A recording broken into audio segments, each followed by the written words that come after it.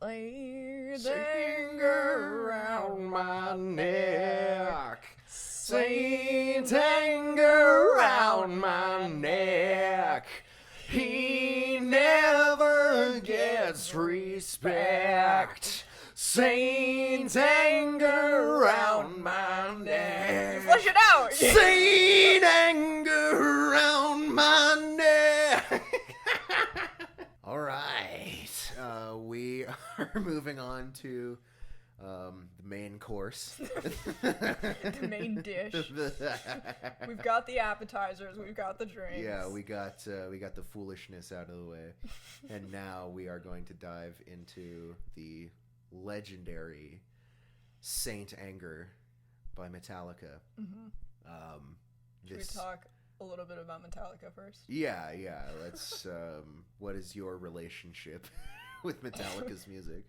We don't have a very deep relationship. Oh yeah. Like, it's pretty shallow. We just like see each other every so often. We're like decent acquaintainces, I guess. You know, we can get along at work and stuff. I probably wouldn't hang out with them. Me neither. Kind of seem like dickheads.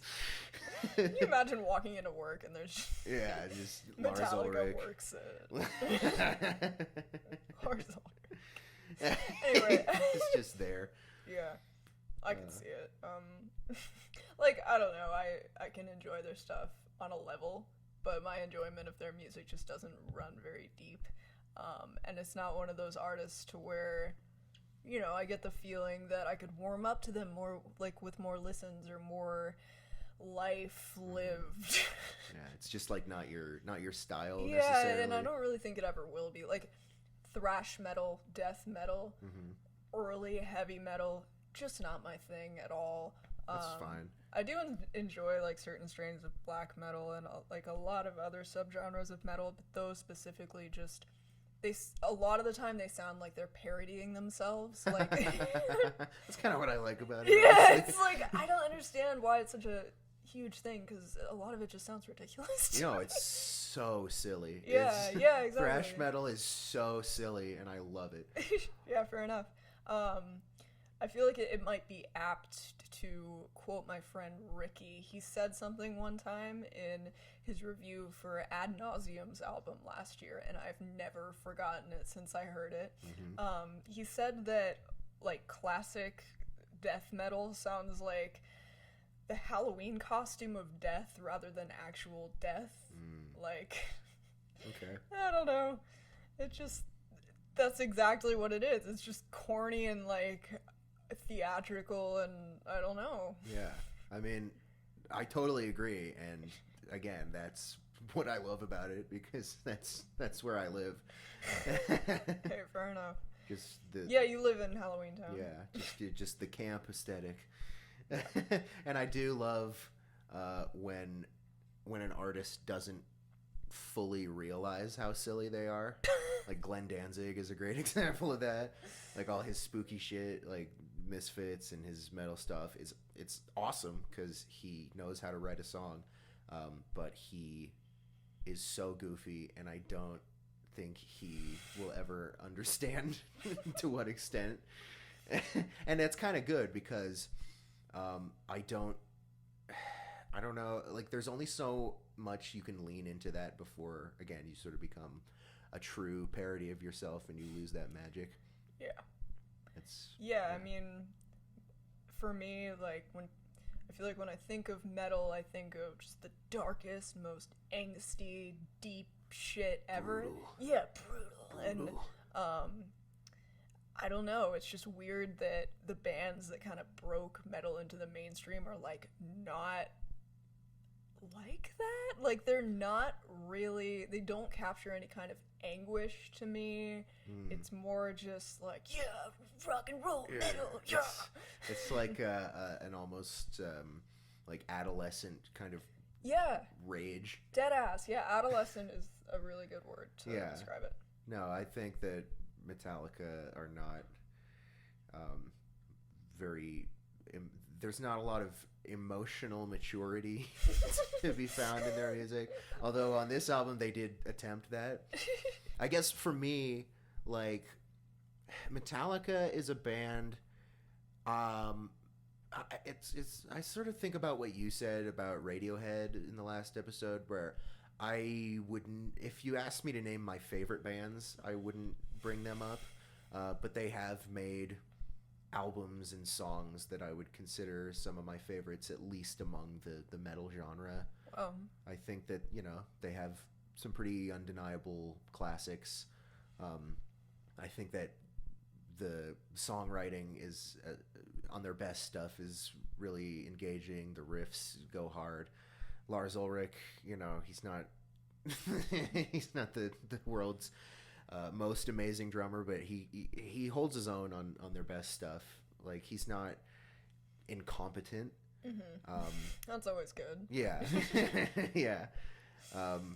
Yeah, I mean, I think Metallica's made stuff that rules. They're a band that I think, you know, they're a band I've seen live, and that was a fantastic show. I don't know if I ever told you that, but when I lived in Guatemala for 2 years, there were only 2 bands that I went to see in that time. One was a local band called Dr. Trip Ass. What? Yeah, like a 3-piece sort of kind of jammy, proggy. They rule. Like, nobody knows who they are because they're just a small, like, local Guatemalan band. But look them up because they got stuff on Bandcamp and they rule. And the other was Metallica, and it's one of the funnest shows I've ever been to. Maybe not so much because of them, but because of the crowd. It was one of the best crowds I've ever been in, because like internationally famous huge bands, they don't really come to Guatemala that much. And so when they do, people go nuts. That makes sense. They go all out, just blocks and blocks I'm just of picturing partying. like a stadium of people singing "Saint Anger." They did you're not. You're like having this spiritual experience. They did not do anything from Saint Anger when I I wonder saw them. why. Yeah, well, they sort of phased a lot of those songs out. I don't want to say like relatively quickly, but it was a while before that. I feel like in recent years they've started playing a couple songs from Saint Anger, and people are into it because it's a legendary album. It's a legendary album. It truly is. But yeah, they put on a great show, and I respect them to an extent. But yeah, I wouldn't say they're the best metal band ever, but I probably would say they're the most significant metal band ever. Well, that makes sense. Yeah. Do you have any thoughts on the way that the guitars sound on like thrash metal albums, on Metallica albums, etc.? Because there's something really freaking gross about them to me. Like, they're so way? like distorted and chunky, and like, I don't know how to describe it. I love a chunky guitar. I don't know. It just, I hate the tone. I don't know. I think that thrash as a genre is nowhere near as intentionally textured in the production and on the instrumental tone end as, for example, like stoner metal and doom metal and stuff like that. I wonder why I'm into those genres. No, yeah, exactly. You're a texture hoe. Mm-hmm. Drone hoe, texture hoe. Texture hoe, everybody. I'm a slut for Tim Hecker. Oh, sure. More like Tim Texture. So true. We're gonna cut that out. Yeah. So yeah, no, I mean, I think that well, if we're talking specifically Metallica's albums, by and large, are dodgy when it comes to the sound of them. I think that Master of Puppets sounds great. I think Ride the Lightning sounds really good. And Justice for All kind of sounds like ass. And obviously there's no low end. So that's unfortunate. And then the best produced Metallica album, I think, is the Black Album. It's I think the guitar tones on that one are good. There's plenty of bass. It sounds professional, which oh my god, stands in sharp contrast to. They're fucking Metallica too. Like they could, I don't know. They could easily make their stuff sound like pristine. That's what's so. I have the same problem with Eminem, like his current stuff, like the things that he's been making for the past, I don't know, maybe 15 years. I'm like, how are you the highest selling artist in this genre and you cannot figure out how to make your music sound good? It doesn't sound good. Metallica is kind of similar, where it's like, what is going on in the booth where it ends up sounding like this? Yeah. I don't get it. Who is not giving you notes? Yeah. Who allowed this to happen? Yeah, I don't know. And that brings me right into Saint Anger. Saint Anger. Yeah. Let's talk about it. What are your thoughts on Saint Anger? Well, you made that point about thrash metal not being that emotionally mature. Mm-hmm. And, like, I don't know. Do they ever try new shit? Well, clearly, I mean... this doesn't count. Why not? Just because the Bad experiment failed? Well, it's still, like, you know... Well, I mean, it has no solos, and it has bad mixing. That's what they tried. Well, yeah, they tried to not do any solos. Bad idea. They tried to, like, open the... I don't know what the fuck Lars did to that snare, but they tried that. Didn't work. He tried being emotionally honest in his lyrics. That super didn't work. Ouch. Look, I respect the fact that he used art to try to work through the really serious issues that he was trying very hard to deal with during that time. And I'm glad that he seems to be on the other side of this struggle, and has been doing better since they made this. Which I don't know. We'll get into the documentary. It's clear that there was a lot of turmoil happening. Right.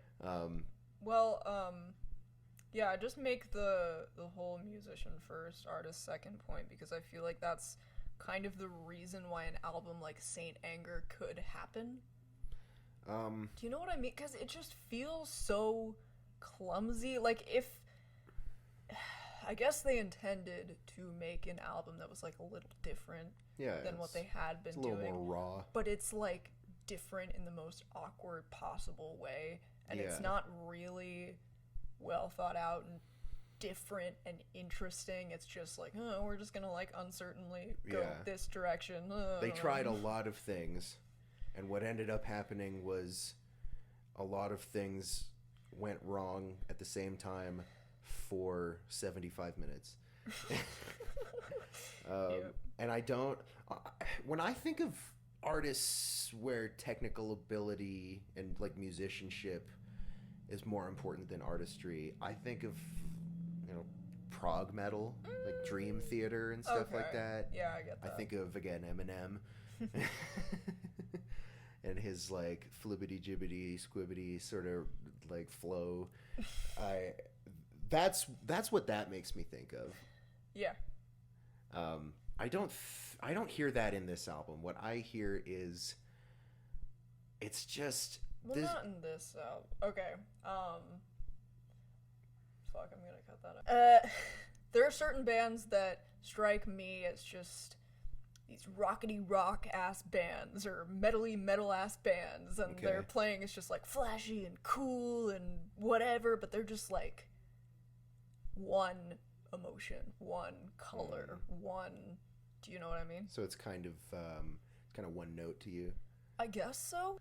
I think that Metallica have well, I don't want to say different sides to them because they have the like the angry thrashy side. They have ballads, and then they have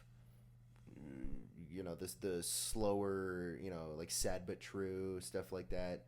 But they're not the most emotionally dynamic or eclectic band in the world, and I don't think anyone needs them to be that necessarily. Yeah, fair enough. It's just that that's where my, issue with them lies, but that's totally subjective. Yeah, I mean,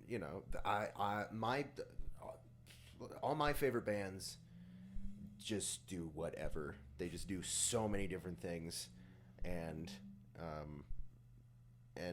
that's why I don't really get tired of listening to bands like Mr. Bungle, because every track is like something new. You don't feel your head like spinning and No, I do, but that's the best part. I guess, yeah. It's a head rush. It's like huffing paint. It's like sniffing a Sharpie. Exactly. Yeah. Fair enough. So Metallica, I go to them for the Metallica vibe. Uh-huh. And the Metallica vibe is it is what it is. And then I listen and I'm like, cool, I got what I wanted out of that. And then I listen to something else. Yeah, fair enough. It just, their songs just don't get me. They don't get my head flowing in any interesting kind of way. Like, I could never review a Metallica album and feel proud of the review. But whatever, let's just talk about Saint Anger specifically. Sure. Yeah. So, Saint Anger is one of the albums of all time. It was an album made by Metallica, and titled Saint Anger. Titled Saint Anger. There are James Hetfield is the singer. James Hetfield. There are so many minutes of music on this album, and quite frankly, that's I mean, that's all I got. All right, we should move on to the review. Yeah. No, what did you think about Saint Anger? Okay. Oh man. Okay. I feel like there is a science to the way that this album makes me just space out. It's a quite a phenomenon. Like the riffs a lot of the time, or not. I'll say like half to 2/3 of the time are just really rudimentary and mind-numbing and not interesting, and like the riffs and the hooks, like the repeated elements in tracks, so that just like gets me into a freaking daze. It's numbing. Yeah, exactly. And become numbing at a point. The songs themselves are so repetitive. They're very repetitive and they're very long. Yeah, like too long. Yeah, exactly. Should we talk about the mixing too? I mean, what can we say? What can we say that hasn't been said? Okay, so obviously the drums suck. The drums, people always talk about the snare, and the snare is bad. But the guitars are worse. Is that what you're gonna say? What I'm gonna say is that the kick is worse. Oh. The kick is worse. The kick sounds like shit. There's no heft. The drums do not go boom. It sounds. What do they go? They go. It's like a click track. Yeah. It's like being flicked in the forehead. Yeah. A million times. I think that the kick is more distracting because after a while, I become numb to the snare, and the sound of the snare itself is something that I think, like, I've heard other bands use that sound and it does work in other contexts, but it does not work on this album. It's too loud. It's really loud. Really, really loud. Yeah. And it's just everything about this album that could have been good or interesting is Just fell flat on its face. Yeah. It has a lot to do with the production. Major flop. Major flop. Major flop alert. This was, I mean, yeah, no, the way that everything's mixed, it's just like some things are too like James Hetfield's voice. He is like, when he's singing, I'm like, you gotta back up, Jack. Like, what the fuck is Personal going on? space. You're yelling right into my fucking, like, I can smell his breath. Yeah. It's too much. Yeah. And it's so dry. There's no. Yeah, for sure. There's no reverb or anything. Yeah. It's. Oh. Well, I was gonna say, like, the riffs themselves to me just sound really muddy and disgusting and, like, just sloppy. I don't know. And there are so many transitions in these tracks that are so abrupt and out of place to me. Yeah. And I don't know. Sometimes even, like, the tempo of the track will, like, change, and it's just in the most awkward way. Like, it'll get really, really fast all of a sudden, and it's like, where the fuck did that come from? Yeah. They forgot how to do transitions. Yeah. It's like, you know, Master of Puppets is a great example. There's multiple movements, I guess you could say, and they build them up and transition into them very well. It's like they cared about how the song was almost constructed. As if they gave a fuck. It's like they cared, and it's hard to listen to this album and feel like they cared very much about what they were doing. And they don't even sound like they're having fun. I feel like, okay, well, that's obvious in the documentary. Yeah. Which we should talk about in a second. Yeah, we'll get to But it. I feel like they genuinely just stopped knowing what sounds good. Like, I don't feel know if like they were ever just, knew. well, yeah. But I feel like they were just in this emotional turmoil, and they probably were like, oh, I just, like, want this album to, like, work somehow, but I'm struggling so much to make it, whatever. And so, like, the way they were hearing it was maybe kind of distorted or something. Do you kind of know what I mean? I'm speaking based on personal experience, because this has happened to me before. Like, I'll get into a state where my brain is just, like, mush, and I just can't, like, I want something to work, but I can't tell that it's clearly not working. Yeah, I know. I feel like that's definitely where they were coming from. Yeah. Where they were like, okay, it's good enough. And it's like, you can send these tracks, you can send these stems off to an engineer and have it mastered in a way that makes sense. You can do that. You have, like, they had enough money, they had the resources. I don't know why. I mean, that's sort of hello. That's sort of why it feels like it's like no thought went into anything. It's just like, it's like this album was freestyled.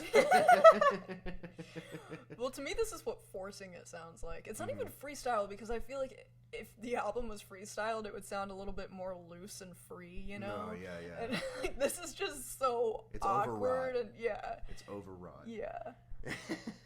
It's like when I make an abstract painting and it genuinely just, everything is going wrong. Like, it's like I'm almost to something, but I just totally miss the mark. It's so easy to make an abstract painting look like freaking garbage.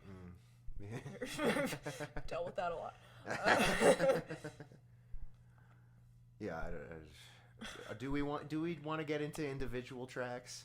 Well, we should talk about the documentary a little. Okay. Yeah. Okay. Because it's just, I want to talk about Lars in the documentary. Yes. If you haven't seen Some Kind of Monster, the Metallica documentary, it is one of the funniest movies of all time. It Would is. you say so? I would say so. It is one of the funniest things I've ever seen, because I mean, it's not funny in that it's fun to sort of watch them struggle, but everyone just has a complete lack of self-awareness Yeah. And it leads to incredible moments of unintentional comedy. Oh no. It's like you do feel bad for them. Yeah. But also, like the big fight between James and Lars just which felt, one? Like were there multiple? Well, I'm just thinking about the one where Lars is like yelling in his face. Yeah, okay, I'm talking about when Lars had like his bro attitude and yeah. he was wearing like a loose hat and just like audibly chewing gum and I don't know, his mannerisms are just like that of like a 16-year-old fuckboy, and he's just like, I'm just like trying to do what's right for the band, and like I just feel disrespected, bro. Like, yeah, you really get this sense that it is a bizarre dynamic where James Hetfield is like the daddy of this group. Yeah. And Kirk and Lars are like, Lars is just completely defiant and petulant. Yeah. And Kirk is he's trying so hard to be as out of the way as he possibly can, but then he has, obviously they were like no solos, and he has a huge problem with that, which I get, because that's his only job is to write solos. Right. He does not. Kirk Hammett never wrote a guitar riff in his life until Enter Sandman. That's the first guitar riff he ever wrote. So to take the one thing that he does and be like, no more, none of that this time. Yeah. That, I mean, I understand why he was pissed off. But man, just the relationship between James and Lars is so, like, to watch two grown men behave in that way. Yeah. Well, it's funny to me too, because it's like James is like trying to be this father figure and like heal himself and just not paying attention to the band, but like it's almost like he's trying to come across like he's not in the wrong at all, and he's like, I'm just like working on myself, but he's almost more annoying than Lars because he's like not showing any emotion and just like doesn't give a fuck. And he's incredibly stubborn. And just, I don't know. He has an idea of what he wants everything to be, and it leads to constant conflict. Yeah. He's like, all right, Lars, you can have your little snare. But these are my songs. Oh my God. And there is like you do see genuine moments of collaboration, even on the lyrics, and that leads to a couple moments. I could not believe when they were working on Some Kind of Monster, and they're listening to the track, and James Hetfield goes, it's like some kind of monster. And Bob Rock is like, write that down. Oh my God. Thank God for Bob Rock. I know, Bob Rock. And then they cut to some kind of monster. Wow. It's amazing. It is amazing insight into how these songs happened. Yeah. Because you do, when you listen to the album without context, you're like, how did this happen? And then you watch the documentary and you're like, oh. Right. Oh man. All right, do you want to talk about tracks? I feel like we should do some tracks at least. Yeah. I mean, what do you have? Do you have favorite tracks? Yeah, let's go favorite tracks and least favorite, and then we can kind of bounce off each other if we feel inclined. Why don't you go first, though? Okay, for me, favorite tracks. Well, okay, there's one song you like. I know that. Yes, and I was listening to it on my way here, and it was so okay. So my favorite song on the album is "Shoot Me Again." Do you remember that song? Yeah, isn't that the one with kind of like a new metal? Yes, that's the thing, is that I like it because in a small way it kind of reminds me of like Faith No More or Tomahawk. Okay. With Like funk metal shit. Yeah, when he goes, shoot me again, I ain't dead yet. Shoot me again, I ain't dead. But it's like I can hear Mike Patton doing something like that and making it work. Sure. There's some bounce to that one. The drums are a little, they're kind of there's it builds up at the beginning in a sort of like almost tribal kind of way. I don't mind the vocal harmonies. The lyrics are not good, but it is genuinely the only song on the album where I feel like they're having fun. Sure. But there's two things. One, at the 5-minute mark, where they sort of transition into the outro, and they do that for 2 minutes. You gotta cut that. Like that at 5 minutes. That's where the song should have ended. But then they just go into this other part that's not good, and they do it for so long, and it's like, man, you had a kind of not all the way terrible thing here. And the other thing is, and I don't know if this is true because I don't necessarily hear it when I listen to it, but I read when I was looking up the lyrics that this song is possibly about Napster. Yeah. And that made me very sad. Sad? That made me so sad because it made me like the song less. Oh, yeah. Yeah. I cannot fucking believe they sued Napster. Yes. They sued Napster because they love their money. And oh my god, Lars Ulrich became... like when he would talk about it and when he would sort of publicly reference the feud between Metallica and Napster, he came across as so smug and he just is such a prick, and it just he just can't, like, there's times where he can come across as likable, or at least I don't know. The moment from the documentary that I think about the most is when they're in his house and he's showing off his art collection, and he's sitting on his couch in front of this Basquiat, and he's just pointing at little bits of the painting. He's like, how does he know how much of that gold stuff to put on there? That shit kills me. And it's in that moment I don't hate him. I'm just like, man, what a goofy guy. But then, there's moments where he just comes across like such a fucking douche. And I don't want to hate anyone. Wow. But some people You're make such a great guy. I know. I'm kind of a saint. Very Christ-like, but some people make it quite hard. I feel that way about Lars Ulrich. I feel that way about Brent DiCrescenzo. Sure. And yeah. So anyway, what were we talking about? Shoot me again. Oh, shoot me again. I ain't dead yet. Yeah, that's fun to me. I like that. I think that's fun. Shoot me again. I ain't dead yet. Yeah. I like that hook. And then I like maybe it's Stockholm syndrome. Maybe it's the fact that every time I've ever listened to it, it's too early for me to be sick of listening to fucking Saint Anger, but like, I get sick of it right around Shoot Me Again, honestly. Oh yeah? Yeah, that's where I just, like, I'm clocked out. That's too bad. Anyway, I had Frantic has grown on me a little bit. It's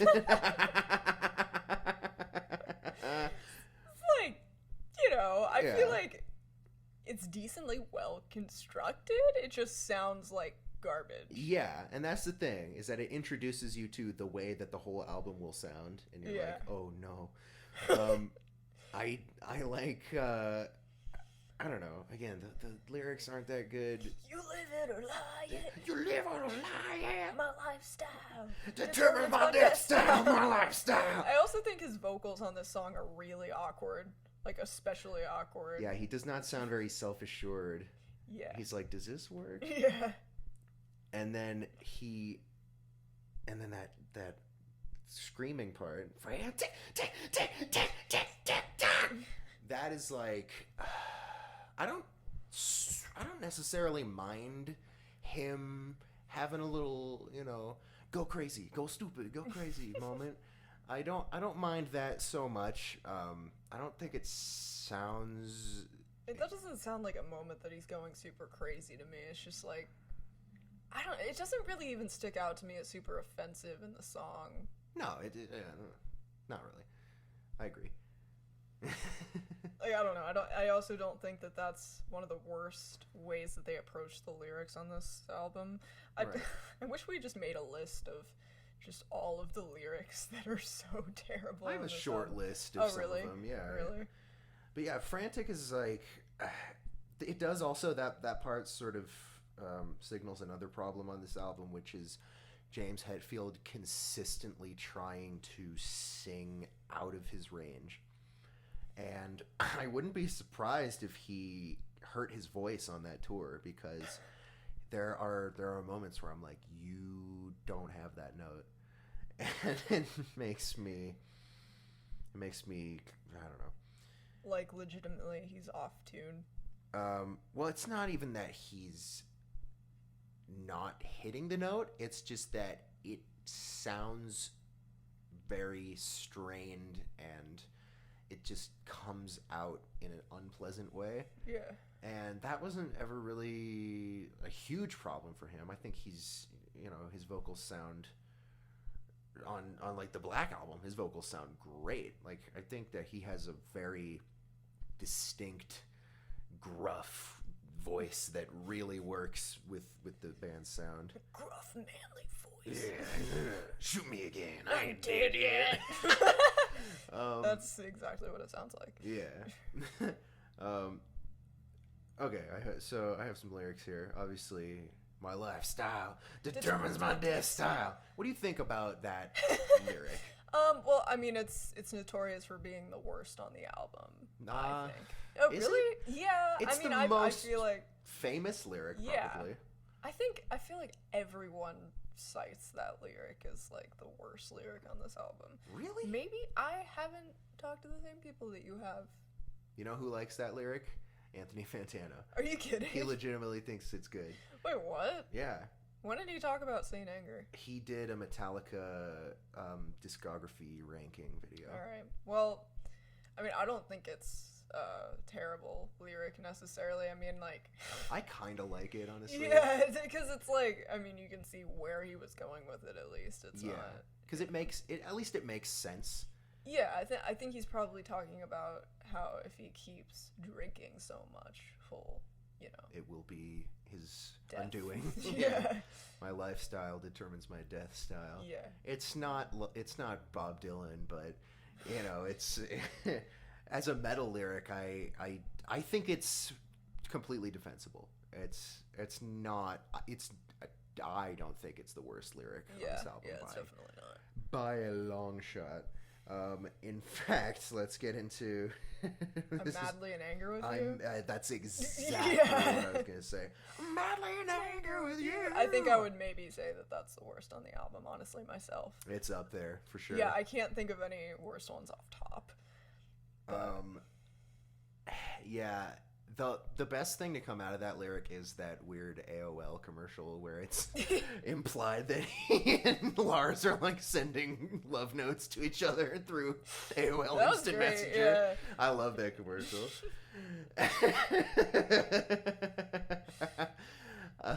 I'm madly in love with you. No. I'm madly in lust with you. How about this one? I'm madly in anger with you. Oh. There you go. That's it. That's the money. Yeah, that lyric is quite bad. Yeah. I would say. Insightful. Yeah. The next one I have is from Some Kind of Monster. The whole like lyrical idea I just think it's kind of nonsense. This is the feel that's not so safe. This is the feel that's not so safe. This is the black that uncolors us. Yes. The one that always gets me is, "This is the flood that drains these eyes." He's just singing about crying.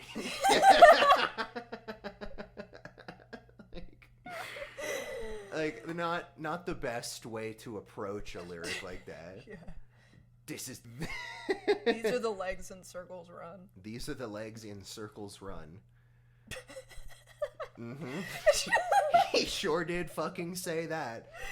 He just took, like, "I'm running in circles," and just shifted all the words around. Yeah, and it's like, I don't know if that's grammatically correct or if he was trying to get Baroque with the structure of that. But I think he just kind of was struggling to come up with more things to say. Yeah. And I sympathize because I've sort of written things where I have a very specific idea or structure in mind, and it's hard to sort of come up with ways to fit into that way of writing. I just think that he should have maybe taken it another pass. He should have maybe done a second draft. Yeah. Yeah. I also think that song especially is just excruciatingly repetitive and long. Yeah. It's like... It really, like... And it's like, what is it? Is it about, like, America? I don't know. We the people. Yeah! Some kind of monster. Like, we're the people for what, bro? Are we the people? Yeah. It's like, Oh my is God. that a political song? Because Metallica have written political songs. Sure. For, like, but is that one? I don't know, maybe. It's very unclear because the verses seem to be about emotional turmoil, and then he just comes in with, like, "Are we the people?" Like, Yeah, I don't think it's a political song. I think he just doesn't know what to say. We the people. That's like, it's. Are we the people to rise up and conquer our anger? But we the people is the beginning of the Declaration of Independence. Well, yeah. So I know that. But so that's what makes me think that it's going for a political edge. But Well, then yeah, nothing but, in like, the verses even hints at that. Well, yeah, but I feel like you can say "we the people" in, like, a, a dramatic, community. Sure, but sense. he's talking about himself. Yeah, this is why it doesn't make sense. Yeah, no, that's what I'm saying. I don't know. I did not write down what songs these are from. Okay, maybe I can. There's one where he says, "I'm in us, I'm in us." Shit, I don't know either. That one hit my ear, so I was like, "What?" It's like the I'm in us, I'm in us. Yeah. That, like, the least that I ask for out of lyrics is that I don't hear what you're saying and go, "What? Come on." Yeah. And there's so much of that.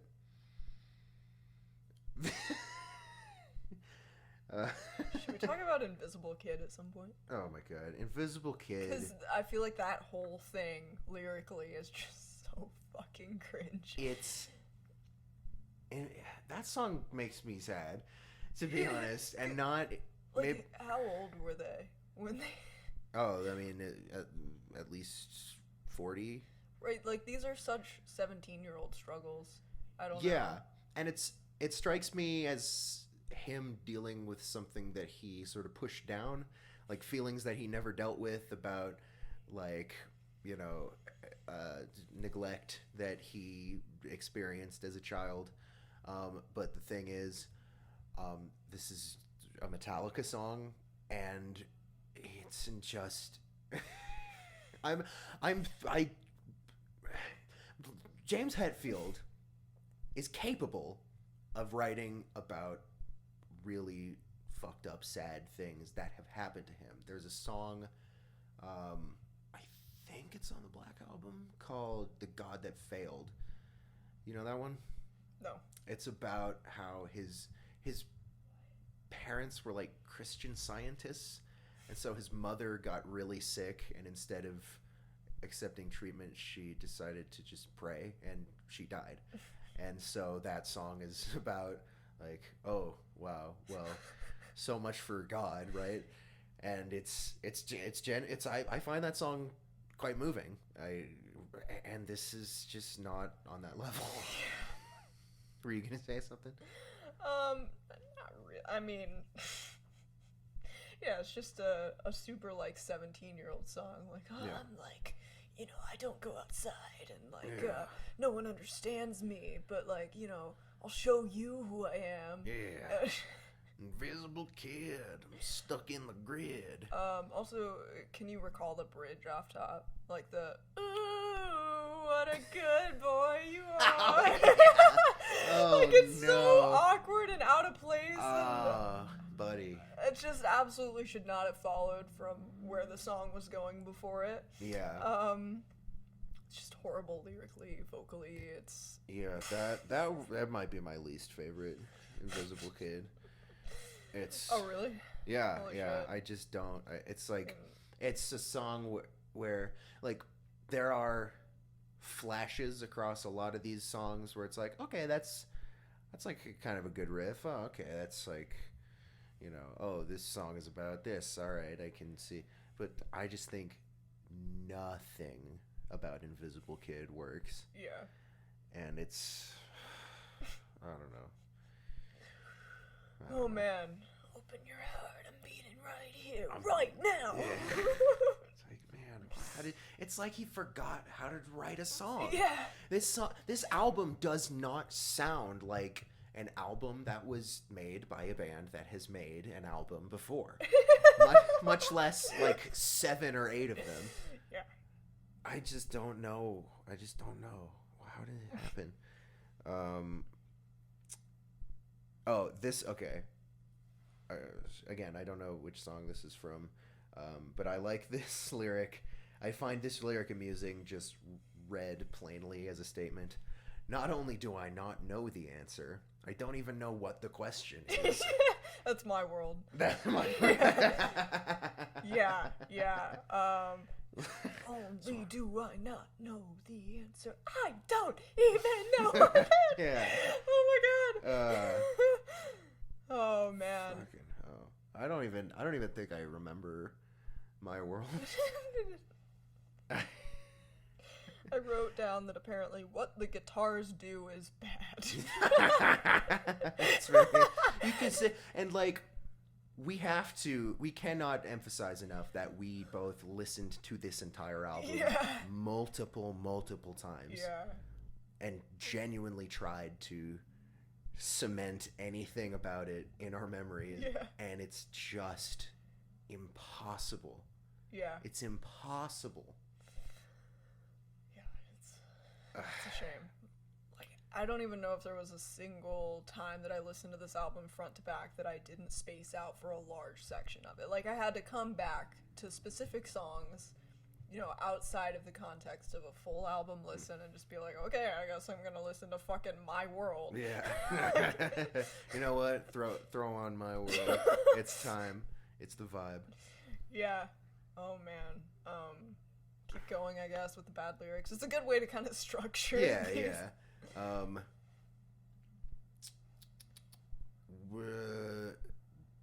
Wash your back so you won't stab mine. What does that mean?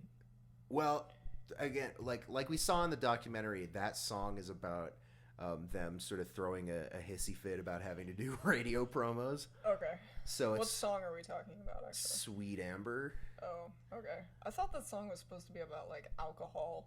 That's how it reads, and I think that it makes sense to an extent, but you see that is where the lyric comes from, because he just throws it out there. He's, like, on the phone with fucking whoever, like their manager, I think, and he's like, this is bullshit. It's like, I'll wash your back so you don't stab mine. And then he wrote that down. It's like, ooh, that's good. Ooh, that's... I don't like... Wash your back so you don't stab mine. I don't know. Like, I don't know what that means. On a basic level, I don't know if it's the worst lyric ever, but to take that idea, create an entire song about not wanting to do radio promos. Like, grow the fuck up. Yeah. Grow up, Mr. Hetfield and company. Using what I want to get what you want. Yeah, like, what does that mean? Well, okay. What it means is the radio, they had to do the promos, and in exchange they were promised that the album would get airplay, and it didn't really. So that is kind of fucked up, but that was after the fact. So it's like, yeah, we're Metallica, you're the radio, you're supposed to play our songs, so we're doing this fucking favor for you, doing this embarrassing bullshit so that you won't sabotage our album. That's what that means. Okay. Yeah. Mm-hmm. Isn't that great? I still don't get it, but okay. What don't you get about Using what I want to get what you want? Using what I want. What I want? Yeah. He wants his songs played on the radio, and they want him to be like 105.3 But The why Rock. is he getting what they want? What's the lyric again? Using what I want to get what you want. Say it again? Using what I want to get what you want. Is that really the lyric? That's really the lyric. Okay, that doesn't make any fucking sense. Yeah, let's move on. I like the lyric, can't you help me be uncrazy? Can't you help me be uncrazy? Yeah. Yes, that, the Unnamed Feeling is an amazing song. It's one of those, like, that song goes in directions where I'm like, what is happening right now? It starts off, been here before, couldn't say I liked it. And then there's that weird breakdown where he's just like, and I don't like what's going on, and can't you help me? He's like doing this falsetto thing, and it's like, what are you, like, that's the most egregious example of, it's like, you can't sing that. Yeah. You can't, like, whatever you're trying to do, like, you can't do that. Yeah, well, like, this song strikes me, at least on a surface level, as a bit more dynamic and like, at least you can remember it. You know what I mean? Yeah, absolutely. But yeah, a lot of the sections do not feel like they should be fitting together in the same song. No, it makes no sense. Yeah. It's like, I don't know, man. It's like 3 songs falling down the stairs. Just getting tangled up cartoonishly. Yeah. That's the point on the album where I start to go, oh, okay, what are we doing here? Well, I come back to life at Purify because it's my least favorite song. Purify! Can't you help me? Purify! Can't you help me? Oh my god. Yeah, I think that is widely considered the worst song. Really? Yeah, which is I feel like that's Invisible Kid. I kind of disagree with that. Oh yeah? I guess. You just said it was your least favorite. Well, yeah, Purify is my least favorite. Invisible Kid, I feel like, is commonly deemed the worst song on here. Really? I've heard that Purify is. Oh wow. Okay. But that's just, I don't know if my sources are necessarily. I got you. To me, it just doesn't sound like this song should be moving at the pace it's moving at. Like, it's so rushed, but it's like not what I mean. That's not the right word, but it's like, and the drums almost don't sound like they're made for the song. Do you get that vibe? Yeah, it's a bit like, I don't know. It's a bit like they sort of stitched a couple of disparate ideas together, just because for some reason the album needed to be 14 hours long. They were filling a quota. I also like how they separate the word purify into purify for no reason. It's just like...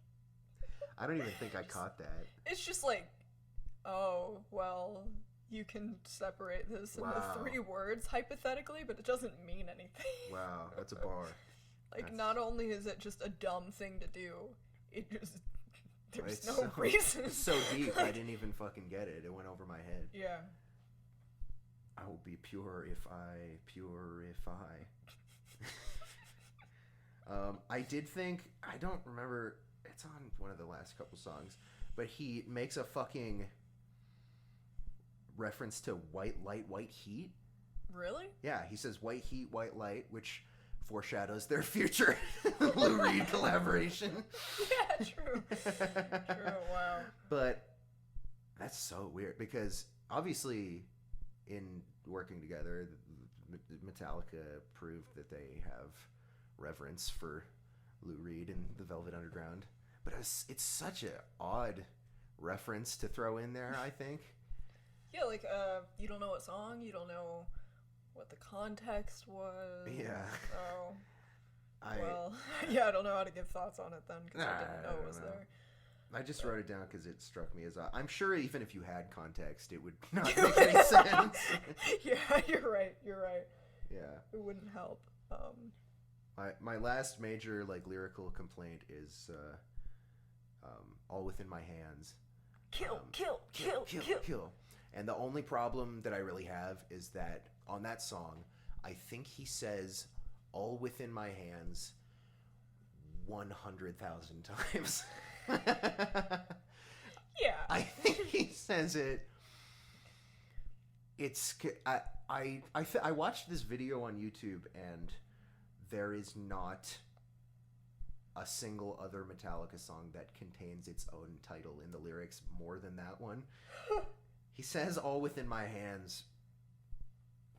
He says it like 80 times. I swear to God. And at a certain point, it really feels like... Is it near the end? It's the last song. Well, yeah, I mean, like the part where he says it over and over and over. There is a part at the end where he does, but it also is just... I think it's most, if not all, of the chorus. He says it in he sprinkles it around in the verses, and it's just... At that point, it almost feels like a prank. It's like Metallica. It's like you thought that the rest of the album was repetitive. Check this shit out, dumbass. Oh man. Okay, in terms of lyrics, on The Unnamed Feeling, I want to hate it all away. Yeah. I can't believe I didn't write that one down. Yeah. I want to hate it all away. Whew. Well, that sort of speaks to, the whole album is about him dealing with his anger issues and how he developed unhealthy coping mechanisms for his problems, and I guess with that he's trying to say my rageaholism sort of helped me to push down these feelings. Right. But now it's being flushed out. Emotionally intelligent king. He flushed it out. He flushed it out. I don't... This really feels like we're just laughing at him for having emotional problems. That's not what this is. No. Of course not. No.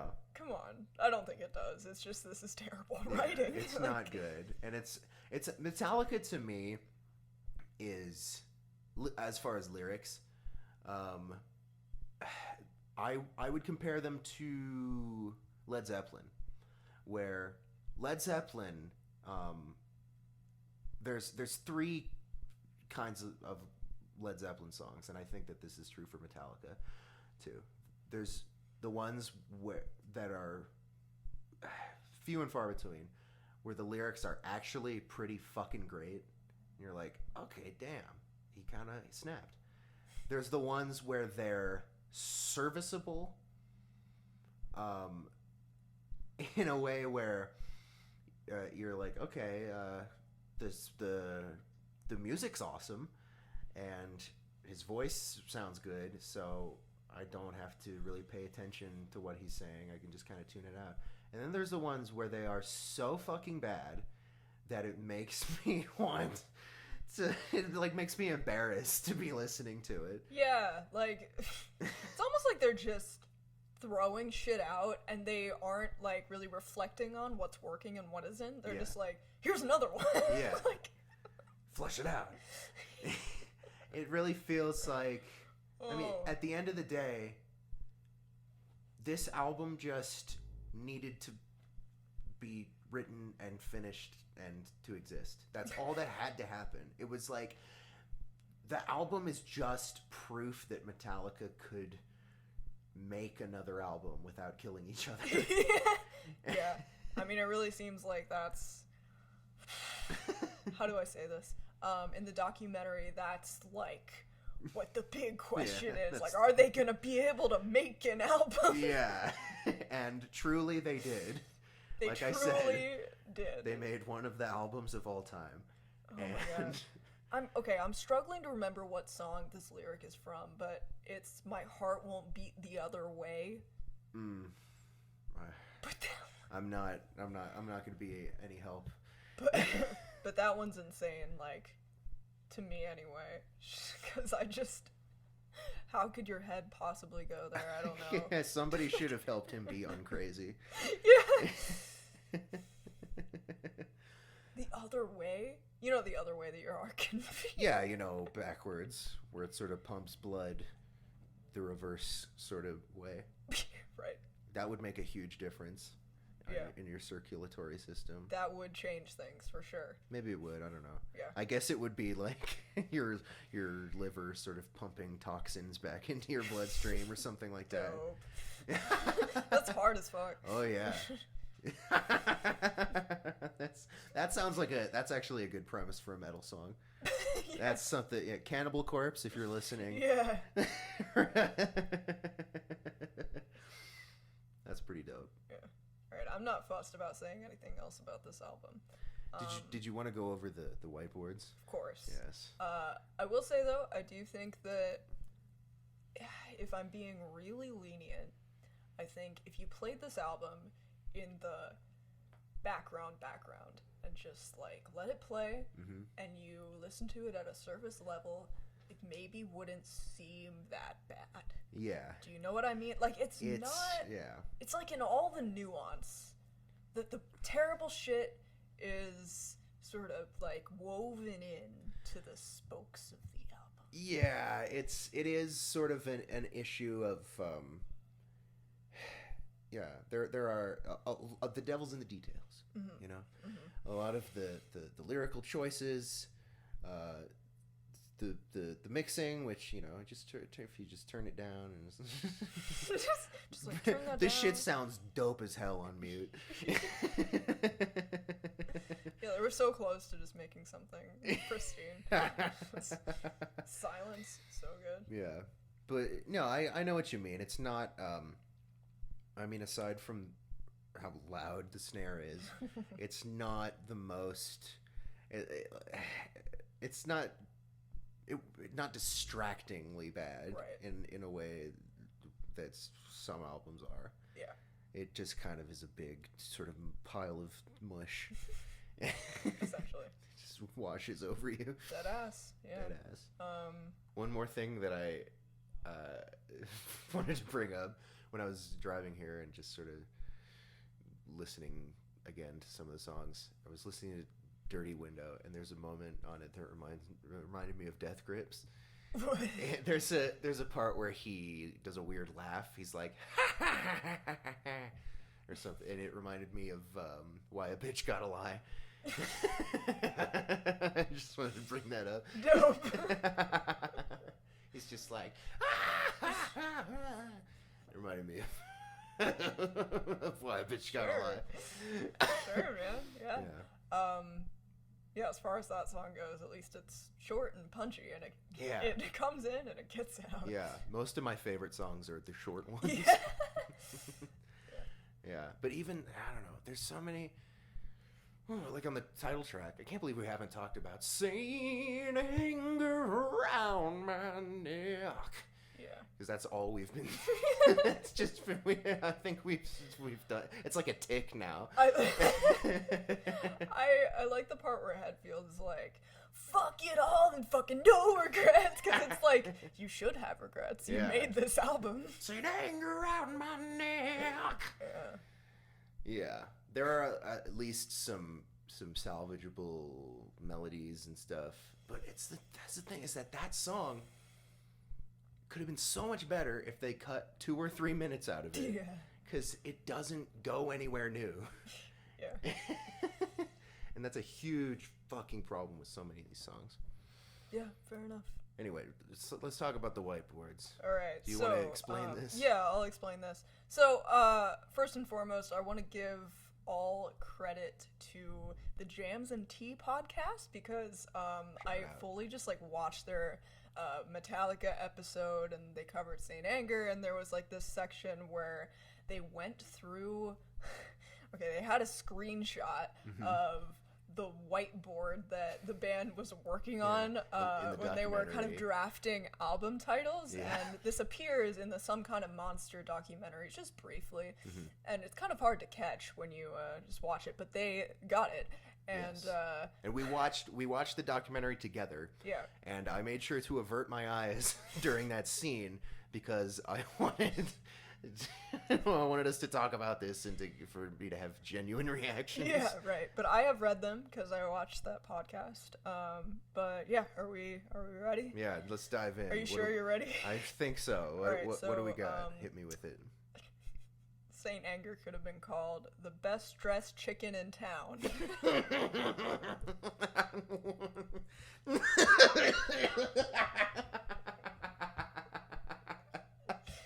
Like, if they had called the album that, maybe I would have been like, oh, okay, so this album is like a joke.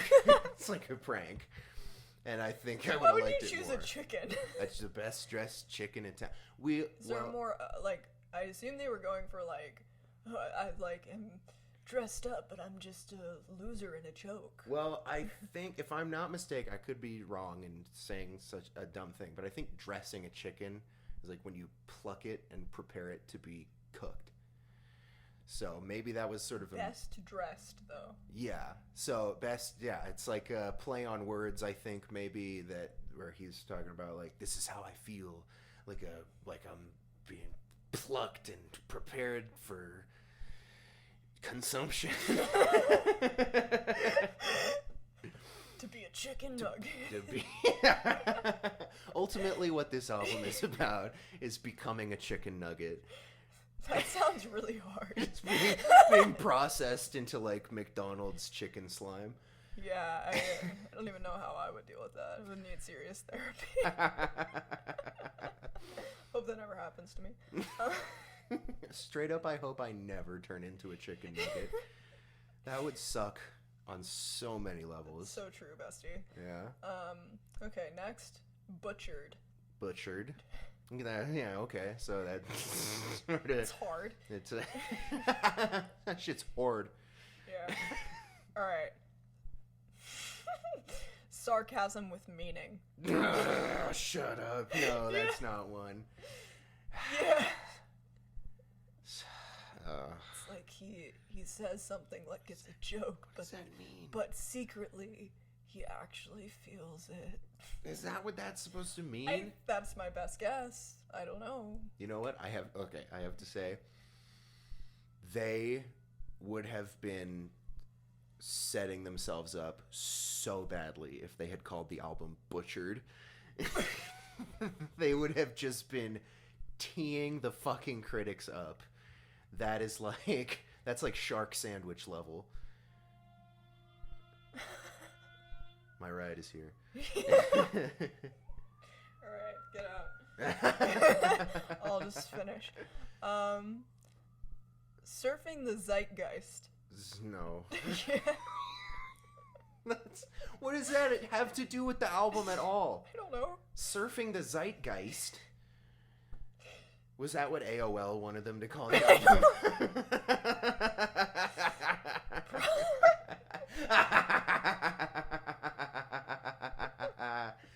Oh dear. Unbridled. Unbridled. It's not terrible. That's hard as fuck. It's pretty hard, Yeah. honestly. Alright, I don't even know how this is on here. It's misspelled. Of course. Metallica.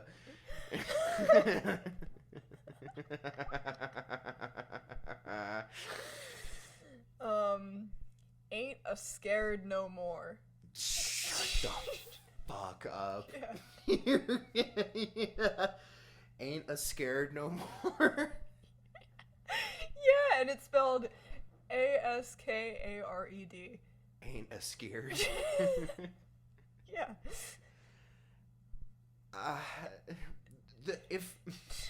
If like, this is what I'm talking about when I was talking about Shoot Me Again, where it's like they seem to be approaching at least some of what's going on with a kind of tongue-in-cheek sort of attitude.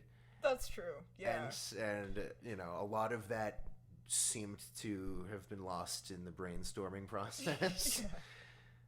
Yeah. Keep going. All right. Floods of vomit.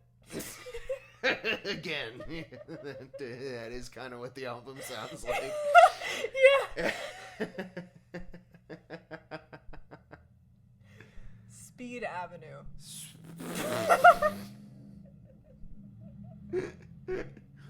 Very unfitting. Yeah.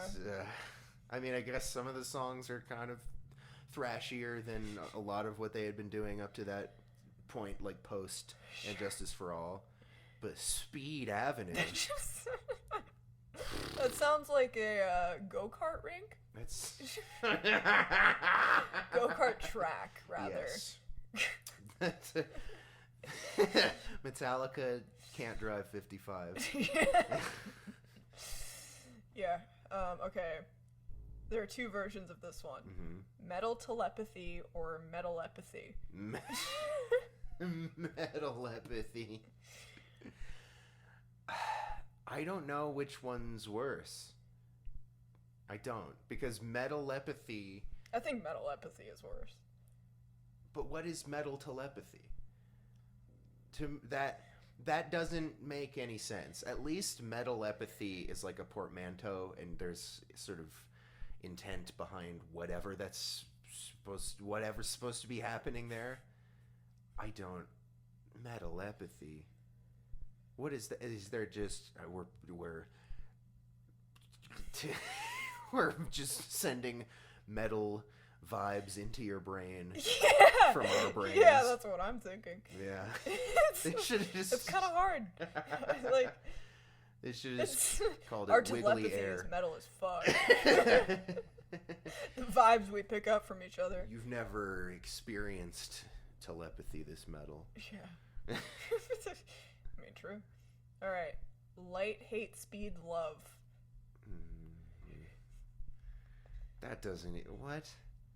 Light, hate, speed, love. Light, Like hate. 4 separate words. Speed.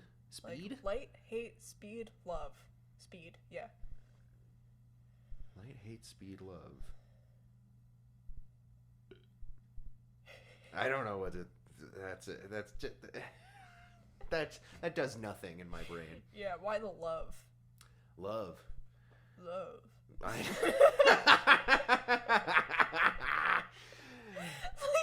what? Light. All right, we're setting it up. Hate. Okay, this is a hateful album, but I don't see the relationship. Speed. Okay. Speed of light. The speed of light and this. And the speed of love. And the impetus is hate. Mm-hmm. Wow. We are thinking so much harder about this than Yeah, they did. than they did.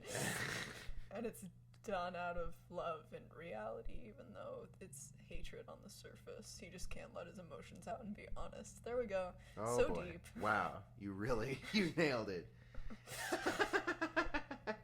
Good job, man. Because, like, light and speed correspond to each other, and Yes. hate and love do, I guess. Wow. You're really fucking... You're blowing my mind right now. All right. We're already dead. We're just haunting together. That sounds like a Modest Mouse album. Well, you're just thinking of we were dead before the ship even sank. Yeah. All right. Feels so much better, ... not to think.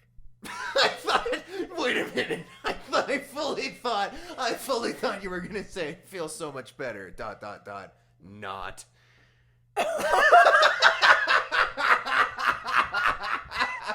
I would not put it past him. Oh my God.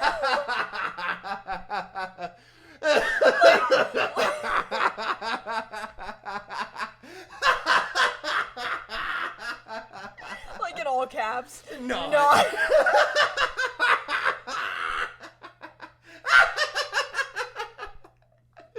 Oh my God. Oh my goodness.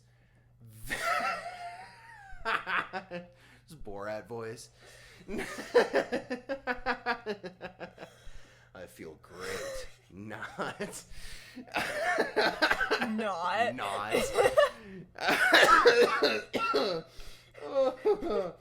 Oh my God. Whew. My heart is pounding. Breathe.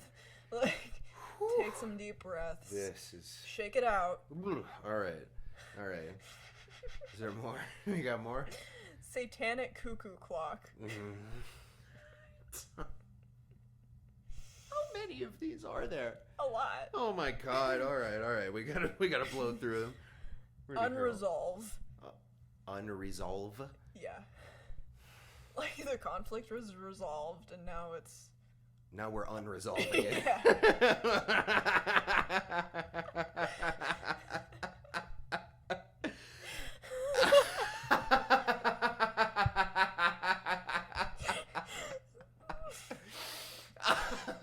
All right. Okay. Every gift has its price. Yeah. So true. So true. Like, everything good comes with the bad. There's no such thing as a free lunch. True. Oh my God. Okay. If you're, Y-O-U-R, if you're broke, you were never fixed. You're killing me. All right, keep going. Time issues are never about the clock. I mean, that's what this podcast should be called. And the album. Yeah. I can't believe we're like talking about how stupid long this album is. It's like a 12-hour episode. We're such hypocrites. Yeah. It's whatever. The unclearness is very clear. No. What? Why? I don't know. Answer me that. What do you think this means? The unclearness is... What is it? The unclearness is very clear. It's very clear that nothing is clear. Okay. You know? It's sort of a known unknown, if you will. Shout out to Billy Woods. Shout out to Billy Woods. It's a good one. I love this one. I love you even when you smile. That's such a fucking Hot Topic ass. Yeah. Like, it's like a fucking t-shirt that a 13-year-old would wear. Yeah. I love you, ... not. I love you not.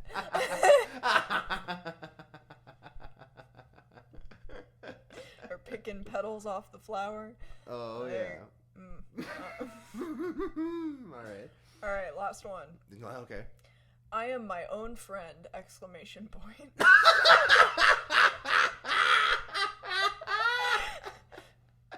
just...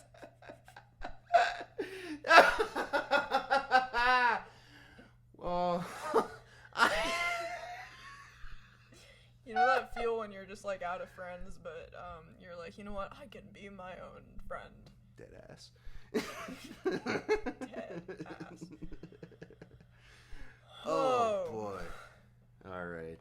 Well, should we get into the review? The review. The review. The review. The review. It's easy to forget that this podcast is about Brent DiCrescenzo. Yeah. So Brent, our good friend, was the one to review this album, and he gave it a 0.8, which is not unfair, to be honest. Let's get into his words. All right. Okay. A twisted barbed wire sign spans the entrance to the Ben Electra kibbutz in Metula, Israel. And it reads, "And justice for all. There, in the country's northernmost town, pinched by Lebanon and set in a valley as arid and colorless as an Anton Corbijn photo." Again, he's pissing me off already. My brothers and I assembled compact discs for Elektra Records, far from the reach of cable modems and CDRWs. All right. I mean, we're okay. So do you want to keep going? Because I feel like it'll connect. Yeah, he's establishing tone, like all great storytellers setting the do. scene. Yeah. After long days of picking rare bloodberries from barbed bushes for the screened Saint Anger covers, which Lars assured us during his weekly motivational videos would only drive hard copy sales, I stripped my soil black overalls, checked the bunks for banana spiders and sand ants, and settled in to read a tattered copy of Karl Gieser Marx and Frederick Freddy Engels' Metal Manifesto. Shut the fuck up. They don't need Frederick nicknames. Freddy Engels. My boy Freddy. Yeah. Few historians care to document the period of the early 1850s when the pair, influenced by the heart-wrenching blue-collar poems of Bob Seger, abandoned the Bund der Gretchen, shaved their beards, applied silver and rouge, and produced a series of simpler populist manifestos. So, what the fuck is he talking about? I don't know. But I feel like he thinks it's really, really unique and artsy and woke. Yeah. I'll say that much. Well, I guess he's saying that, they're being forced into mass producing these CDs. Yeah. And Metallica. Well, we haven't gotten to this yet, so I guess Yeah. I'll stop. Yeah, no. It's just like very, very descriptive language. Yes. Painting an unrelated scene, completely unrelated, just to like make a very simple point. This is what the whole review is, by the way. Yeah, like this is not just the introduction. No, he's sort of so what he's setting up here is that he's comparing listening to this album to like being forced to labor in a gulag, which, fair enough. But I can't. Maybe he's even just saying like the build up to the album was like that. Like they were just waiting, and then because it says later on in the review, me and my bunkmates like came together and listened to the album, and then he starts actually describing the songs. We'll get to it.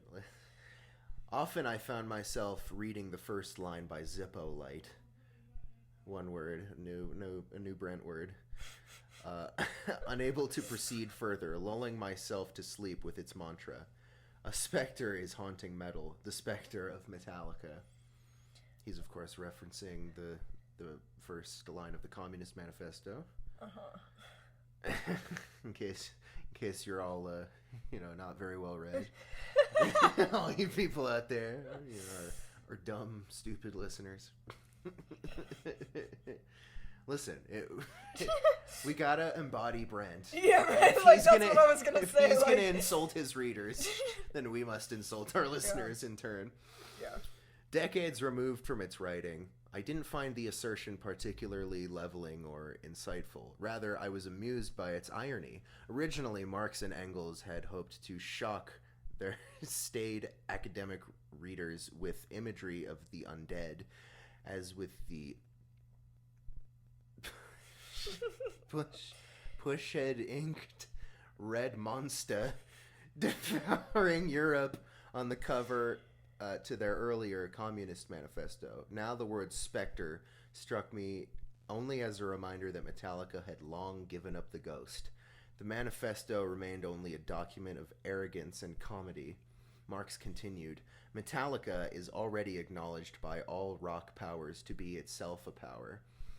And yet, when MTV recently bestowed Metallica with icon status, they could only dredge up Kelly Osbourne, Ja Rule, Sum 41, Godsmack, Linkin Park, Avril Lavigne, Limp Bizkit, Lisa Marie Presley, and Snoop Dogg in tribute. Alright. So, basically, in the way that Brent has heard of jazz, he has also heard of communism. He's also read the first page of the Communist Manifesto. Wow. That's hot. That's very impressive. Do you have thoughts? Or not so much? Is this inspiring thoughts within you? Let's see. Let me just scroll back. I have to say, I'm sorry about my pronunciation for certain annoying words that he's using. It has a little bit to do with the fact that I'm reading this off my phone and my screen is cracked to shit. Sure. And I'm also dumb. Me too. That's why we're such good podcast partners. Exactly. Like... Why? I don't know. I don't get why this has to be explicitly like a socialist camp, and he has to bring in like communism just to make this point. Like he's saying, oh, they created this like metal manifesto, and they're just trying to like appeal to the people now. It's like this populist. I don't know. He was inspired, right? But like. Why this specifically? I don't know. I mean, I go back to like he's comparing this album to Hard Physical Labor, right? And I guess that conjures within him the idea of like the Soviet Union. Sure. But he's taking this idea so fucking far. You have no idea how long this review is. Like all you listeners out there, if you're reading along, just scroll down and see how many dozens of paragraphs long this review is. Oh my god. Yeah, just keep going. Right. Unless you have anything else to add. Alright. No, let's just get through it. Time had only made the rest of the text increasingly contradictory and meaningless. Marx and Engels had seen metal as the antisocial soundtrack that could topple pop for the hearts of the young. Pop again. Pop. Oh, the dreaded pop. Pop has converted the guitarist, the songwriter, the drummer, the man behind the boards into its paid laborers they've entered. The major labels cannot exist without continually revolutionizing the instruments of production and thereby the relations of production, and with them the whole relation between fans and artists.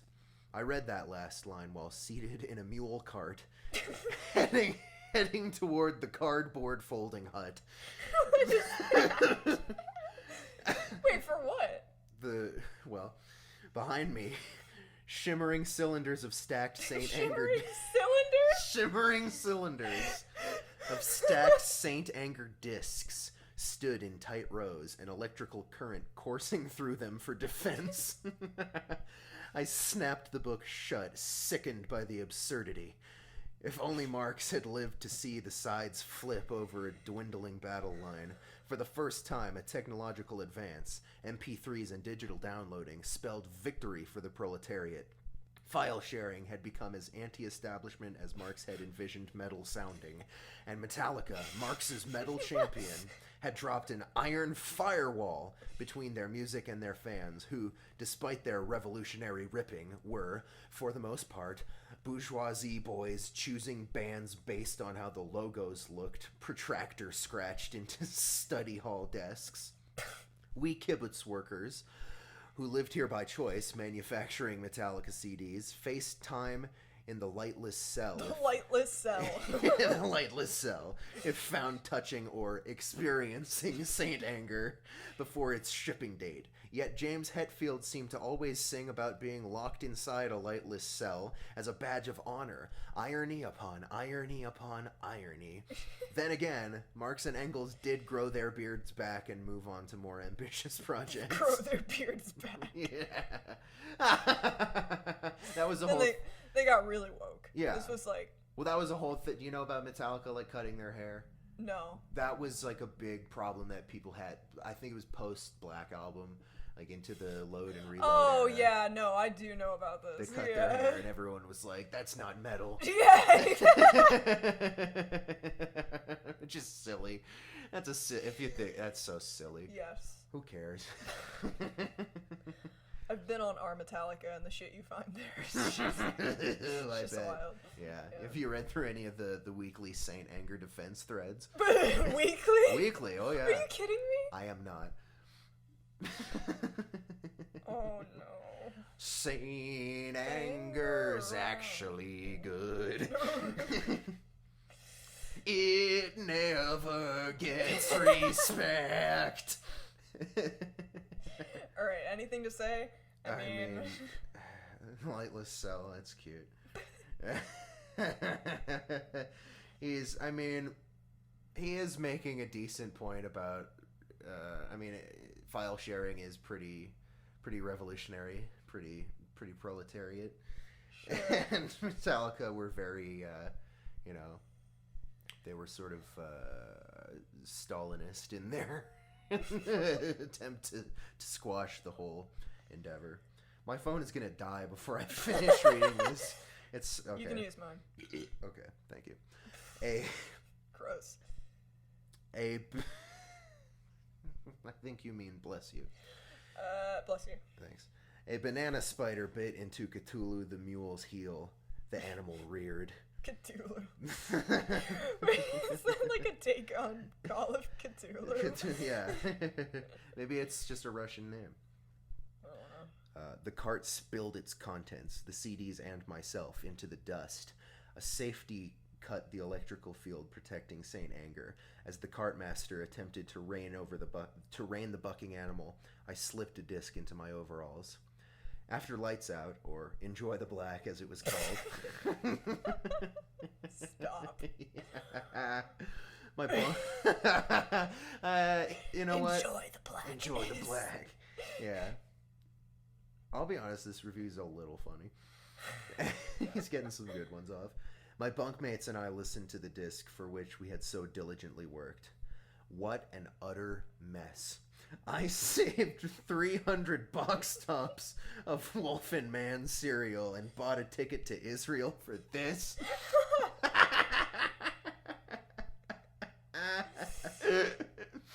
Oh my god, you came voluntarily. What? I don't know, nothing really. Lars Ulrich had taken the return to real metal quite literally, playing a drum set consisting of steel drums, aluminum toms, programmed double kicks, and a broken church bell. The kit's high-end clamor ignored the basic principles of drumming, timekeeping. Fair enough. Yeah. They sound like shit. Real metal, that is... It's kind of funny. Fittingly, Ulrich's scrapyard racket rang senselessly like quickening, imploding industry under filtered stream of cliche riffing. Stream of cliche. That's not bad. That is bad. What are you saying? Stream of cliche. What do you mean? Stream of cliche. You explain it. Is there something I'm not catching here again? Like, I mean, it's like you said, the riffs are like rudimentary.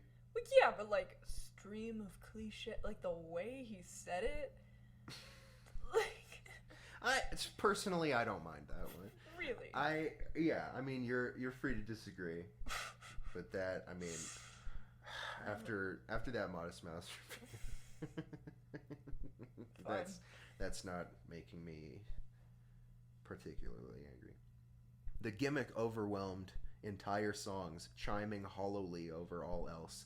Hetfield and Hammett's guitars underwent more processing than cat food.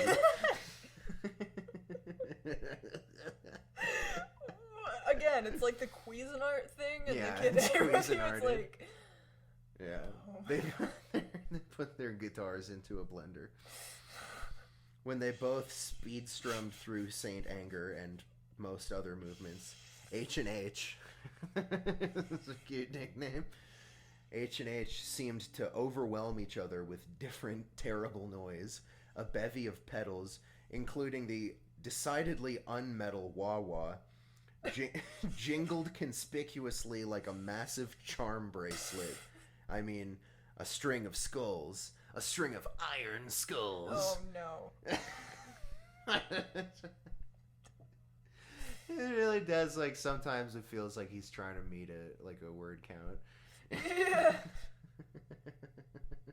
I just hate his voice when he writes. It's just...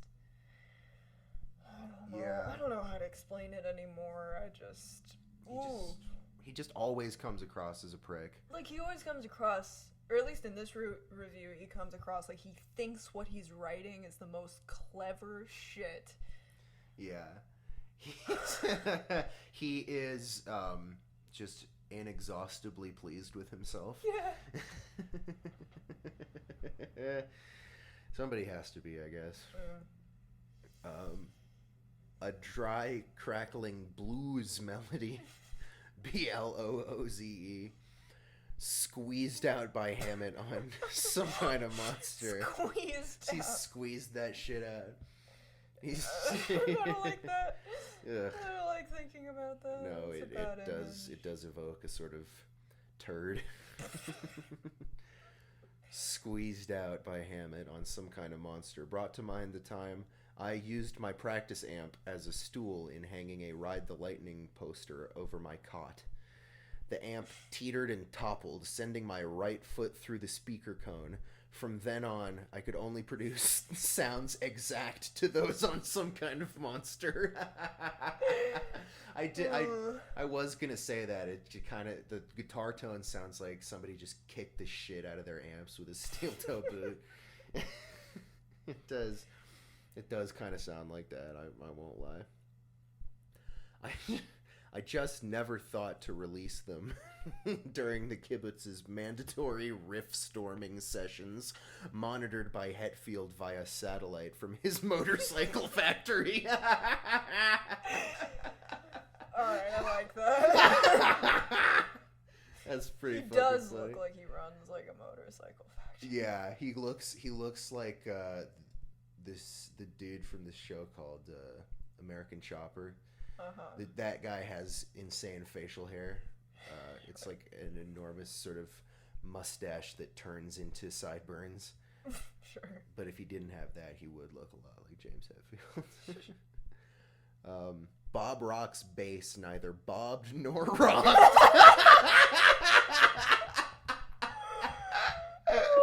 I'm telling you, man, he is getting off some good ones.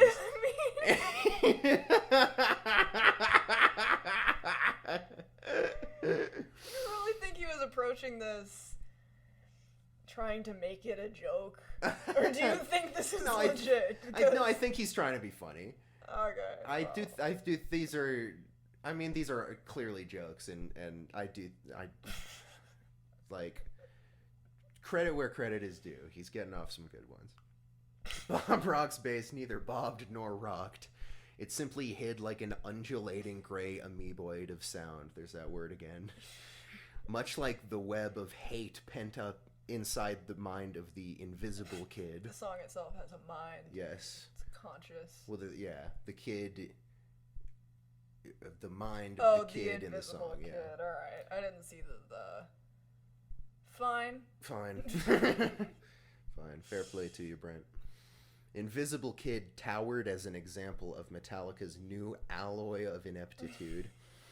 In the video feeds streaming throughout the mess hall, Hetfield repeatedly reminded us of the cathartic psychological process behind Saint Anger. Psychological, yeah. It's a psychological experience, unlike most albums. Unlike most things. Unlike anything ever. This implied a personal, emotional vent. However, Hetfield can only convey feeling through the persona of the implied invisible kid, who cowers from parents and rejection in every song, mirrored in the bedrooms of their audience. Such juvenile confessionals as, "I hurt inside, I hide inside, but I'll show you." Did you just get the lyric wrong? Did he?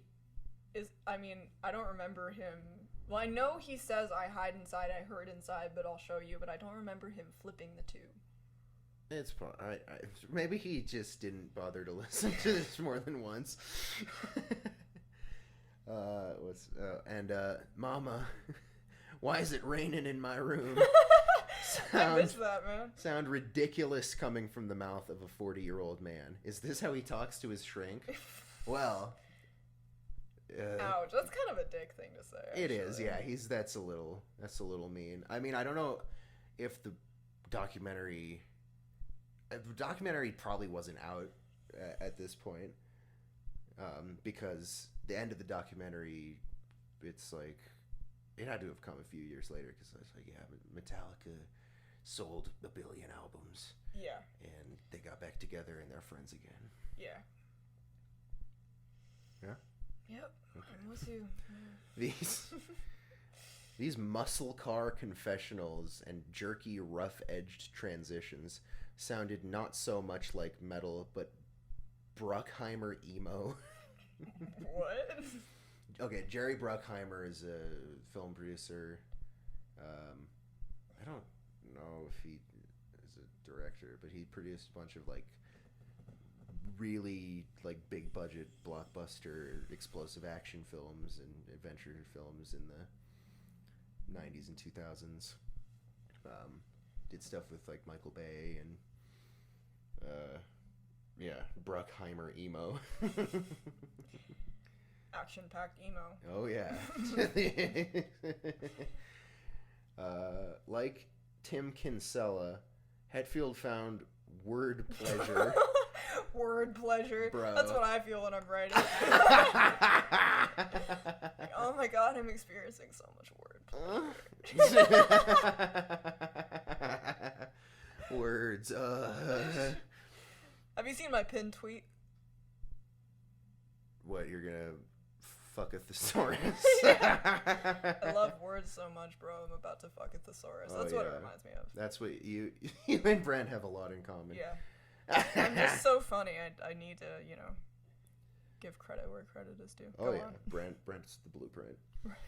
Hetfield found word pleasure in nursery puns such as purify, and ominous, I'm in us. There you go, yeah. That was bad, yeah. I am in us. I'm in us. I still don't understand what that means. I'm in us.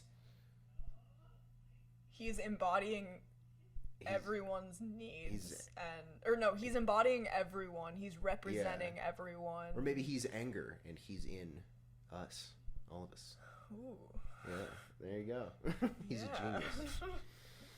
When frantic cut from the grunting, "My lifestyle determines my death style" refrain, and shifted into the cooed "keep on searching" breakdown, it smelled strongly of sloppy pseudo-virtuoso bands like the Jazz June or Spitalfield. Is that it? Spitalfield? I guess. Spitalfield? I don't know. I've never heard of these bands. Emo bands found the simple process of merely moving from quiet to loud to be breathtaking. Oh, no. That's not fair, man. Yeah. You're supposed to be a music critic. I wonder what he would think about post-rock. Post-rock? Yeah. Well, this was pre-post-rock, you know? Right. Yeah, 2003. Post-rock had not been invented yet. No. So there was no way for him to know. Has he ever heard a crescendo before? Brent decrescendo. Like, his ears hear a crescendo. Oh my god. An epic crescendo. And they're like, what? So they just were like, let's get loud here. Yeah. Like, could I get sued if I had a post-rock band called Brent decrescendo? I don't know. Maybe not. I don't know. Like, would he sue you? I don't know. I don't know if he would care enough. He'd just write a shitty review. Where was I? They wrote songs where beauty and melody was assumed on the count of clean guitar and picking chords, despite the fact that the two guitars had no knowledge of each other. He really doesn't vibe with emo, I guess. Yeah. Yeah, that's such a weird, like... He's like, by the way... thing to bring in. By the way, in like the middle of this Metallica things are just, like, review. on his mind. Yeah. As things that are bothering him. And he's Yeah. like, I'm gonna find a way to, like... His beautiful mind. Yeah. Just a tornado of unrelated thoughts. Just... It's a tornado of intellect. It's beautiful. Yes. It just comes straight out of his mouth. You know That's what I how mean? I would love to be described that way. Yeah. As a tornado of intellect.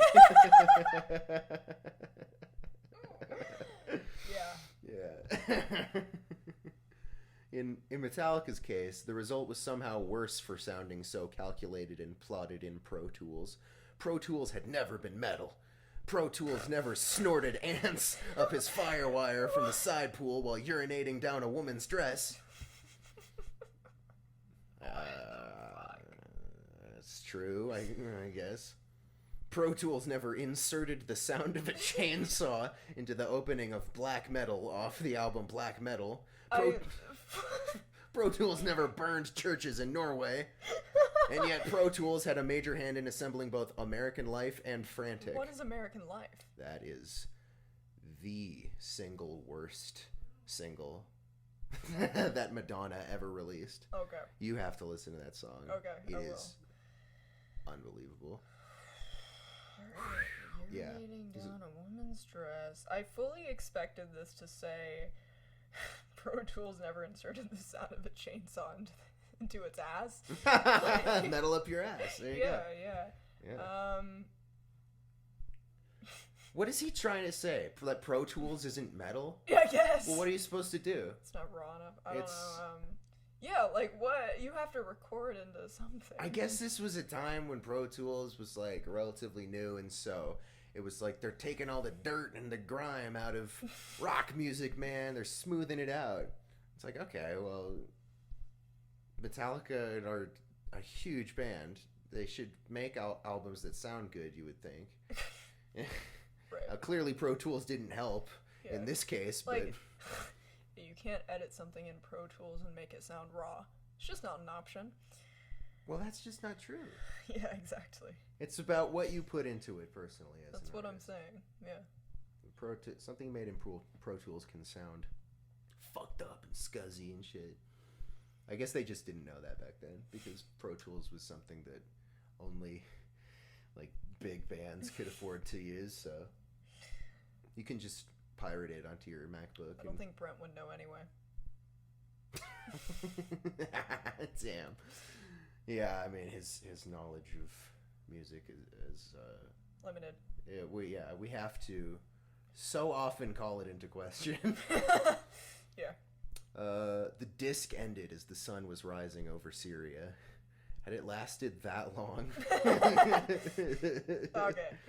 Yeah, again, fair. That's pretty good. My comrades and I looked at each other, stupefied. Our only memory was of forced effects, laughable lyrics, and audio surgical scars. I sat up and began packing my duffel. I'd rather pick bananas. One comrade suggested smuggling the disc out of the kibbutz to leak onto the internet. If Metallica were such proud artists behind their music, unable to both allow downloading and refund money after purchase... They did that? What? They didn't allow refunds? I don't know. I don't know about that. I mean, I guess. How would that be in their hands? I don't know. I mean, I isn't guess that if up to the label sent shit out themselves. right? Maybe. But like when a retailer buys a certain amount of copies of Right. the album, that's that goes to the band or to the label, and then the sales figures are like a different thing. I guess. Exactly. Yeah. Maybe that's not how it used to work. I don't know. Where was I? Then when we should warn others, Metallica had become less a band leading a genre than a team soaking up payroll in a second-tier sport. This was NASCAR, WWE, logos, sneers, mustaches, and beards. Hair grows back, but the Jerry curl of insincerity, of contradiction, and of compromising a cause never straightens. Man, I gotta read that again. Please. Hair grows back, but the Jerry curl of insincerity, of contradiction, and of compromising a cause never straightens. Ooh. I gotta say, of the 4 Brent reviews that we've read, that was genuinely my favorite.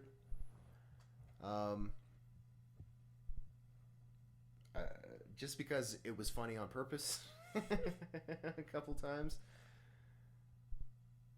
I don't know. What do you you don't like this one? I don't want to be boring, but I feel like it's a 3 as well for me. It's just like, okay, there's some things that I could see working if he, like read it again and kind of reworked it a little. He goes maybe hard in a on this totally metaphor. different context. Maybe that's an okay idea, but like most of it is just like eye roll inducing. Like I don't know. I just okay. You're reading it as funny, and I feel like I'm reading it as him like. I picture him typing this like, I'm so clever, this is so fucking creative and sick, like this is the most idiosyncratic music review you've ever read, and I'm the so shit. it's insulting to you on a... Like, there's just something about it. Yeah, it does seem like the where the passion is coming from as far as the place where his writing is coming from. It's all very... smarmy and self-serving in a way that is it speaks to his ego. It's a good way of putting it. Yeah. And I that's the thing, is that if it's entertaining, I don't so much mind that, and I did find this to be the most genuinely purposefully entertaining. Like the Kid A review is sort of untouchable. Like that review is, I mean, like we said, every sentence is a masterpiece. But he was actually trying to sort of be serious and profound. And this is just he just threw this one away, you know. Right. So you didn't like it. I knew we were gonna disagree about this because reading through it the first time, it did get some genuine LOLs out of me. Sure. Yeah, I'd go 3 again. I have to take into account that it is, like with most of his reviews, much more about just him writing in his writing style than it is about actually talking about the music. So as a review, it's not great, right, in terms of communicating a lot of specifics about why the album's bad. I mean, he does go into it a decent amount, but it is more about the joke of it, and I found it entertaining, and I think I'd give it probably like a 5.9. Wow. Almost up to the score I give 80% of albums. Yes, yeah, it is teetering on the border of Dece. Damn. just because it made me laugh. That Sure. goes a long way with me. Fair enough. All right, I'm tired of this bullshit. All right, yeah, we've been in this room for 14 hours, definitely recording this whole thing, and now it's time to not do that anymore. Not do that anymore. But before we go, I guess we'll mention next episode. Did we want to? We don't know what we're gonna do. I think we decided that we want to do 9 Inch Nails. The Fragile, because the people have been demanding it. The people are begging us on their hands and knees, slobbering on our shoes. Exactly. And so we're gonna do The Fragile, which is another one of his more infamous reviews because it's quite negative, even though it's a beloved classic album, The Fragile, 9 Inch Nails. Sure. The other one, who knows? It's up in the air. Yeah. All right. This really just sort of trailed off. What a boring way to end this episode. Okay, bye. Bye.